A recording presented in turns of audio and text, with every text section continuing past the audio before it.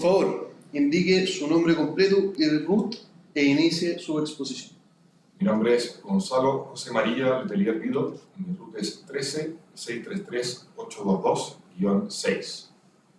Agradezco mucho la oportunidad de presentar en esta instancia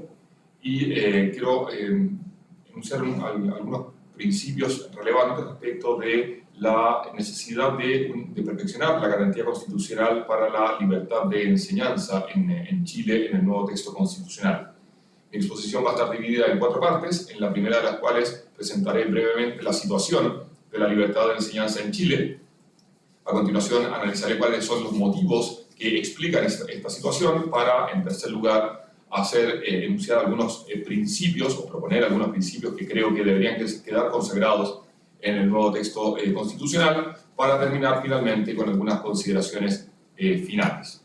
En primer lugar, entonces, respecto de la situación de la libertad de enseñanza en Chile, que es un poco paradójico, precisamente porque, habiendo una garantía constitucional en el texto vigente respecto a la libertad de enseñanza, sin embargo, hay señales bastante preocupantes. Yo me voy a limitar a indicar simplemente 4. En primer lugar, en marzo de 2019,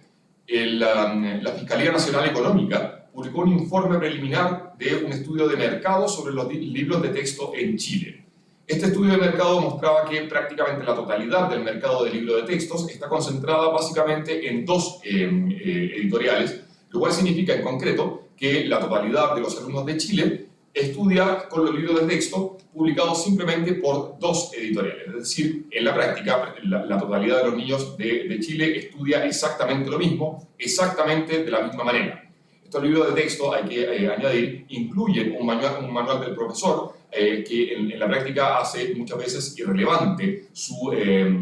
o bastante secundario su saber profesional. El estudio de la Fiscalía Nacional Económica es un estudio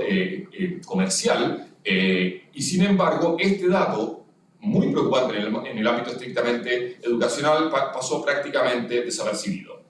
En segundo lugar, la Ley General de Educación vigente en este momento asegura a los establecimientos que funcionan con jornada escolar completa un 30% de las horas lectivas para libre disposición del colegio, según el proyecto educativo de cada uno de ellos. Ahora bien, prácticamente la totalidad de los colegios en Chile ocupa ese 30% de libre disponibilidad para cubrir los contenidos obligatorios del currículum nacional. De hecho, yo todavía no conozco ningún profesor que haya alcanzado alguna vez a cubrir la totalidad de los contenidos de ese currículum nacional, pese a que en principio dispone de este 30% de las horas lectivas de libre disposición. Es decir, ni siquiera con ese 30% que es utilizado prácticamente en su totalidad, no para asignaturas propias del proyecto educativo del colegio, sino simplemente para cubrir esos contenidos, ni aún así se alcanzan a cubrir. En tercer lugar, es práctica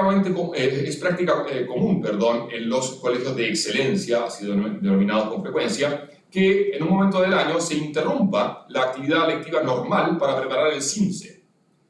que se supone que es precisamente la prueba que mide la actividad normal de un colegio. Es decir, el sistema de medición de la calidad de la educación, que es lo que significa las siglas CIMSE, en la práctica se transforma en un sistema de control de cobertura curricular, que es precisamente el cuarto punto al que me quiero referir. La prueba CIMSE y la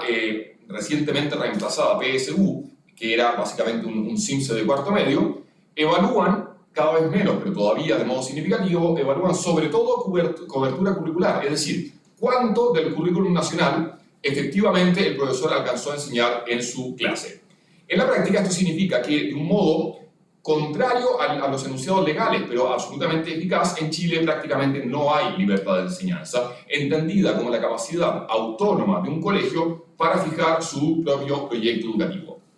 Creo que entre los múltiples motivos, y con esto paso al segundo punto de mi exposición, es necesario señalar fundamentalmente 2, que tienen la característica de que suscitan un cierto acuerdo fundamental implícito entre derechas y izquierdas. Es decir, lo que yo intento exponer acá trasciende la oposición partidista entre derecha y izquierda, porque en el fondo está basado en principios implícitamente asumidos por todos los sectores políticos. Quiero señalar fundamentalmente 2 causas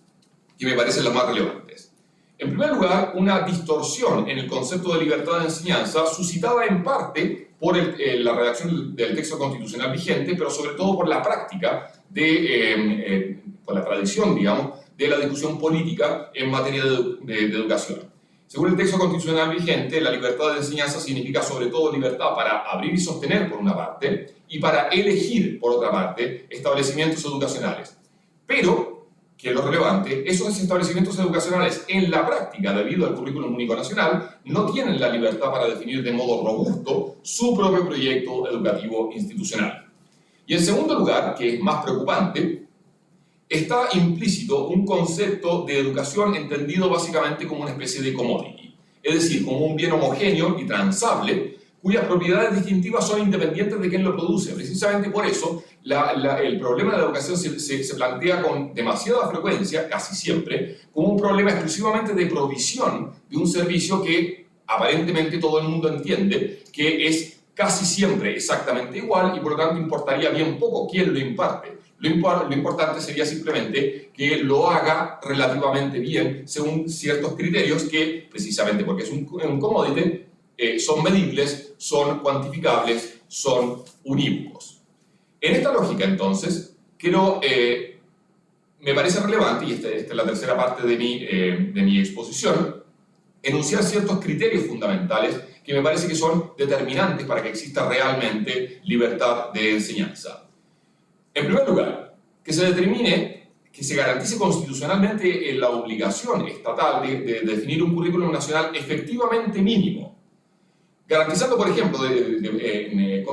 con rango constitucional, una cierta proporción del tiempo lectivo, ¿sí? Es decir, esto obligaría a un sistema de medición de la calidad de la educación centrado ya no en cobertura curricular, sino en habilidades y competencias, como las mismas pruebas PISA o TIMSS, que son las que efectivamente elevan las alarmas respecto de la calidad de educación en Chile. Y por otra parte, ya no tendría mucho sentido una prueba censal que evalúe absolutamente todos los alumnos de todos los colegios.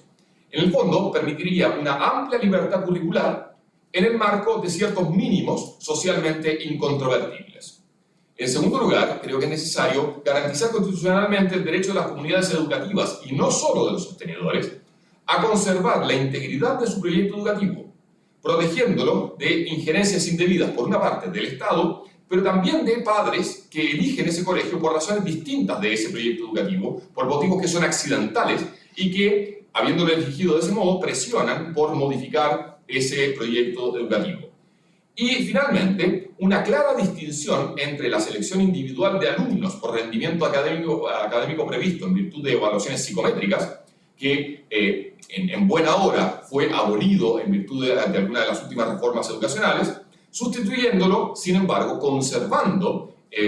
por lo tanto, el derecho, por una parte, de las familias, pero también de los establecimientos, para seleccionarse recíprocamente, por decirlo de alguna manera, en virtud de su propio proyecto educativo institucional. Termino entonces con algunas consideraciones finales muy breves. En el fondo, esta propuesta es simplemente una reivindicación de un principio de subsidiariedad rectamente entendido, es decir, no ya un Estado que se retira de modo indiferente para dejar espacio al ámbito de la iniciativa privada circunscrita simplemente al mercado, sino que, de un modo mucho más clásico, de entender el principio de subsidiariedad, un Estado que está en absolutamente todas las instancias de la vida social, pero haciendo prácticamente nada, es decir, posibilitando, poniendo las condiciones para que a aquellos a quienes les compete, no el Estado, a aquellos a quienes les compete puedan educar a sus hijos según sus propios principios y convicciones. Por último, esta propuesta tendría un efecto indirecto, pero extremadamente benéfico, en una dignificación de la profesión docente. Un docente que dejaría de ser simplemente ya un mero ejecutor de programas recibidos y definidos en instancias absolutamente ajenas a su saber profesional y que comienza a ser reconocido, en cambio, como un auténtico educador. Muchísimas gracias.